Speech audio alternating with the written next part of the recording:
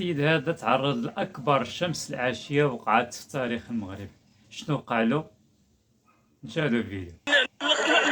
الإدارة العامة للأمن الوطني ولجميع العناصر الأمنية اللي بفضل ديالها حنا تنقدوا يعني نعيشوا في أمن وطمأنينة داخل البلاد ديالنا، لأن هاد العناصر المشبوهة اللي هي وراء هاد الدعوات هذه وحنا كنعرفوها جهات ممولة من الخارج، الناس كتعطي الفلوس، الناس عندها ايديولوجيات، قوى اليسار المتطرف الإسلام السياسي ومن يحركهم، وحنا شفناهم خرجوا مؤخرا وسائل الإعلام ومنهم اللي جا من الخارج، والناس أجندات تستهدف الأمن والاستقرار ديال الدولة.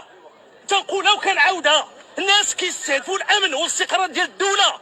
استهداف السيد المدير العام للأمن الوطني، استهداف المدير العام للدراسات والمستندات. اسمع اخويا، راك ما فاهمش، انا راني معاكم. انت زيت من معاه ولا ضد، وكنتي معنا كون راك لابس طوني ازرق، زيد تحرك.